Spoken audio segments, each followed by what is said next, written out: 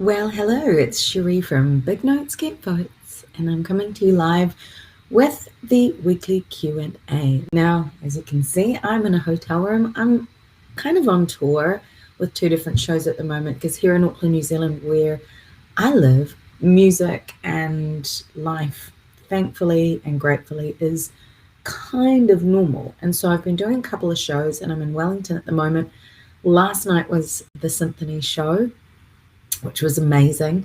But I still wanted to come to you live and answer some questions. And so what I try to do on a Saturday is answer the questions that I get asked most often, or ones that coaching clients have asked of me in advance of us working together. So I'm a vocal coach and a professional singer, and I have a passion for working with emerging artists.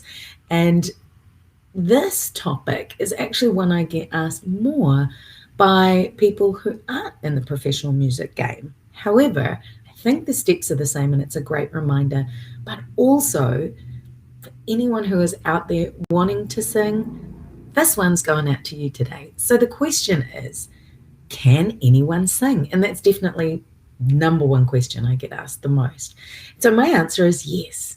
If you have the instrument, all you need to do is learn how to use it. Now, I'm going to link you to a video about the basics of sound production so that you can understand that there are a couple of moving parts, and understanding how your body works and learning how to isolate and control certain structures will give you more confidence in your vocal ability, which in turn gives you an opportunity to be more creative when you can be free with the instrument that you're using. But let's start right from the beginning. The first thing that answers the question to can anyone sing is that you have to identify as a singer. So you've got to go, I am a singer, and then you have to act like that. And that means a couple of things.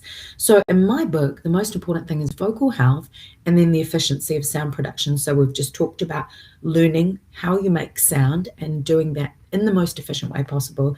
And then the second element is looking after your voice. So if you've got a healthy instrument, it's a lot easier to add and do things on top of that. So the first step for your mind, identify that you are a singer and that you can do it, but know that you've got to act like that, which means having some daily vocal care habits. In my world and what I share with my coaching clients and do myself, there are three absolute non-negotiables that I do every single day. The first one is siren, which is a vocal wake up. The second thing is singer's stretches for releasing tension throughout my body. And the third thing is speaking voice mindfulness, which encompasses a couple of different things. It's an opportunity to preserve your voice, but also an opportunity to, I call it, hack your speaking voice and get some singing practice in. And I'll link you to my 3 singing habit video focus that you can focus 3 singing habits that you can focus on the next 3 days video, and that will talk you through that. So once you've got like your mindset right and you're doing something every day that's going to help look after your instrument and give you a greater awareness of your instrument, the next step is to really see what your voice can do. So there's 2 ways that I'd like you to do this. I'd like you to figure out what your vocal range is. And so I have a video with me walking you through step by step as to how to find your vocal range, and I'll link you to that. And then the second thing is I want you to pick a song. In my world, I call it a song study, and it's where you take one song and you do a deep dive into it, ideally once every month. And not only does that give you an opportunity to learn about your voice, with your vocal range, you'll know what key the song is best in for your sweet spot in your voice, because we want to start with singing songs that make us feel good about ourselves, songs that we can actually do quite well. And then we can really put that fine eye onto the nuances of what we could maybe improve upon and what are really elements of potentially our signature sound. And that's the key as a singer, is to have something that's unique about your voice. And don't worry, everybody has it. It's just really about identifying it and making sure that you spotlight those things as regularly as possible.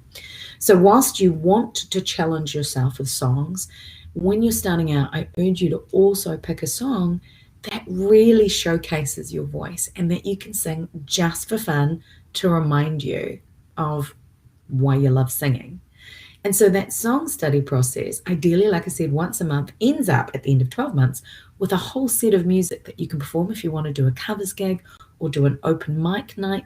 And you can grab backing tracks if you don't play an instrument. So don't panic about not playing an instrument or knowing music theory. That can come later on.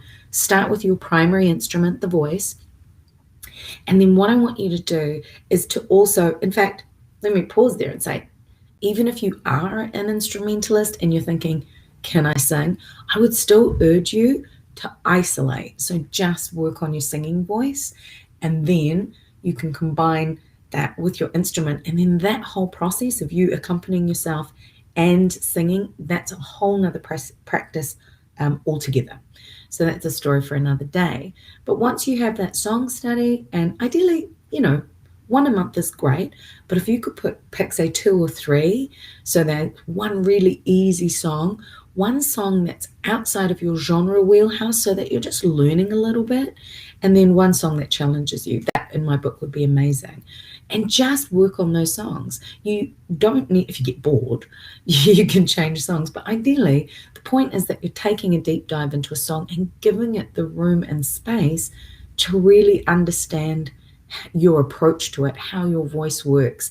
And you've got that kind of constant landscape that you'll just walk over and over and figure out where you're going. And it's a really strong tool for practice. And then that's that next step, right? Is practice. Set aside time and space to hone your craft. And now the only difference between professional singers and amateur singers is that the pros get paid. And because they get paid, there is a focus on making it more about their everyday. And so the steps are still the same. This way that you develop your voice is still the same. It's just that mindset or that intention that you're focusing on. So the same steps apply, and I really urge you to give it a go. And so that, just to recap, number 1, identify and acknowledge that you are a singer and that you can do it. The number 2 thing is daily vocal care habits and focusing on your vocal health. Daily practice is a practice plan, and making sure, last but not least, that you are getting awareness around your instrument through a vocal range and by regular song studies as part of your practice plan. Now, I want you to be sure as well, before you start any singing practice, that your voice is in excellent condition. If you have any voice issues that continue for longer than 2 weeks, go and see your doctor and just get it checked out. It's a really good idea because, like I said in the beginning, having a strong instrument and a healthy instrument is the most important thing so that you can develop and learn more about your instrument. I have a vocal health tips for singers guide that's linked below. Grab that, and that will tell you all of the key steps that you can focus on and just check in with to make sure that you are in great vocal health. So I hope you found that helpful, and please trust that anybody can sing. Please let me know if you have any questions that you'd like me to answer for you today or next week. Comment them below. Like this video if you enjoyed it, subscribe, and I will look forward to seeing you very soon. Have a great day, and please go ahead and sing some songs today. You can do it.